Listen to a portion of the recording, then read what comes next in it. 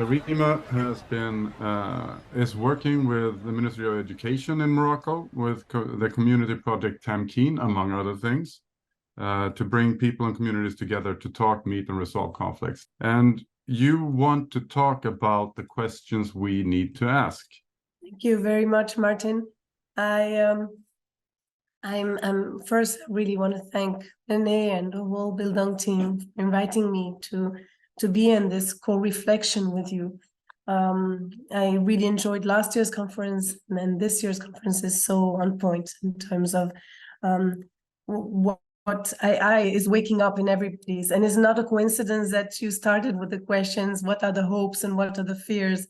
It brings an extraordinary mixed feeling that is so telling. So I think it is a calling to reflect what are these emotions, what are these feelings that AI are bringing upon, and what are the questions that we are hearing, and what are these questions telling us about ourselves. I would like to share 3 stories. So the first story happened this weekend. I had 2 friends, researchers, one from an engineering school in Paris, l'École Normale Supérieure, l'École Centrale, and the other one from New York University, from Iran. So, and as we were talking about this conference and the topic, it was really interesting to hear my friend Farzad Mahusian say from New York University, and he said, well, you know, we came together in a commission at the university, and we took a long time to reflect about what do we do now with AI? How is it going to change education, higher education? And as we were going from meeting to meeting in this reflection, looking at the question, the students are going to cheat. How do we stop the students to cheat? And all these questions that we're hearing that are coming. Testing and looking at who tested these other artificial intelligence that allows us to detect the use of artificial intelligence. So all these, and realizing that it doesn't work. It can predict the use of artificial intelligence to a certain point, but it can be very discriminatory, for instance, for non-native speakers in English. And I think they came to the conclusion, and this is what I found very insightful. They came to the conclusion that what are we doing? We are reflecting on artificial intelligence and looking at what are the consequences for education and higher education. How are we going to test? What exams, and how we stop students from cheating? And it becomes a war. To say, well, we are de facto putting our students into a situation where they are accused. That what is assumed is that they will cheat. And they started reflecting that. Why are we assuming that our students are going to cheat? From what does that tell us of the experiences that we all have in education system? What does that tell us in the relationship that we have with education and learning? And why we learn? Why do we go to school? Why do we go to higher education? And after one point, this professor, she just said, can we please stop here? Can we just please stop here and trust our students? And this question about what are we going to do with AI? How is education going to change with AI? How about we discuss it with our students? How about we co-create the higher education with the students themselves? I found that beautiful. How many meetings, hours and hours and meetings to come back to, well, maybe we should come together, and instead of accusing each other of cheating, of not really wanting to learn, but wanting just a grade and a diploma, we can actually come together as human beings and reflect and have deep human conversations about AI. Now, let me share with you the second story. I have 3 stories. The second story happened yesterday. We were yesterday an office, Tamkeen, with our partners, the research partners from an open research ecosystem here in Morocco, that with our international partners that came from Ireland and Germany, and with the different students from different universities. Some did their masters, some with already had their doctoral, their PhD, others were still studying. And we were reflecting about research and the future of research, and what is the relationship between the researcher and the research. And obviously the question of AI came. And at one point, my colleague and friend, Dr. Louis Klein, when we started reflecting the difference between knowledge and understanding, because we all understood that if AI is very good with knowledge and can explore and exploit extraordinary unthinkable amount of data, and that will go increasingly bigger and bigger, and come up with knowledge, it cannot understand what it comes up with. And I loved what you said, Lini, because how can AI understand love? And this is where we go to reflect the very understanding of understanding. That is what's so beautiful. There's a beautiful quote, it says, by reading and by knowing, I can get to the door. But to understand, I need to love.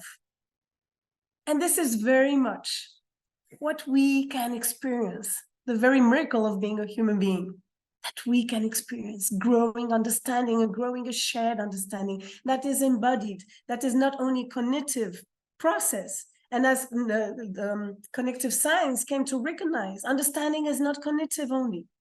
It's not about rationalization, ratiocination. It's very much embodied.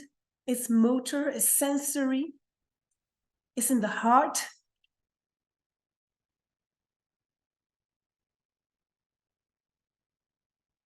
AI does not understand. But what do we understand in the mirror of AI? What do we grow in understanding? Reflecting the very question. And I go back to the first story. How do we trust our humanity? Where does this fear of AI come? Is it fear of AI? But AI is only but a creation of the man, human beings, men and women. So what do we really fear? So what is AI calling us to do? And I'll share with you now the third story. That brings me here, where I am here. I'm here in the office of the director of the Provincial Directorate of Education System, which is the governance body at the province level of Tétouan. And as I was coming, the director of pedagogy of the academy calls me, and we have a conversation. And as you all know, we are experiencing the devastation of an earthquake in Morocco. And it's almost 3,000 people died. So many people wounded.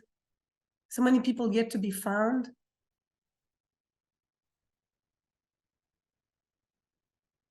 Over 530 schools destroyed. And in this midst of devastation and despair, with the earth trembling, something trembled in our humanity and our collective sense of self. The solidarity was extraordinary. And everyone came together. And the director of pedagogy last weekend went to have workshops with the support teams that are going to meet the teachers and going to meet the students. And he's an extraordinary man, Mohammed Mashrafi. And he told me, we started just by recognizing each other. Nothing theoretical, nothing in terms, just to be there as human beings, recognizing each other. That everyone was there, the gratefulness for that, and everyone had their place. And we listened to each other. a deeply human experience. Education system healing itself in its humanity. Humanity finding healing in its humanity. This is experience we have. Earlier you were talking about Tamkeen, this process of a humanizing society, of a humanizing education system is very much what we experience in the Tamkeen process. The Tamkeen approach is manifested in this process. So it transcends the community and the social system. It is very much societal. How do we come together and recognize each other differently? But here we look at AI and we say, is humanity going to be destroyed by AI? We're asking these questions to Elon Musk. We're asking these questions to Facebook, to all these, to Google, we're even asking the questions to the very people who came with this AI and the algorithms and developed it. And they say, we don't know. Isn't that troubling? Isn't that mind-blowing? What does it say about us? What does it say? What does AI today? And the questions we're asking. So my question, I would love to leave you all. We have this extraordinary tool, but it's a tool.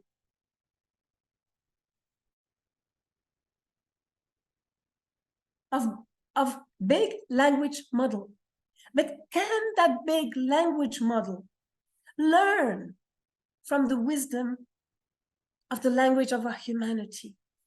And how do we learn that language of our humanity? The language of humanity that transcends cultures, transcends traditions, transcends religions and borders, in order to dissolve that fear that only talks about the fear we have of ourselves. Thank you very much.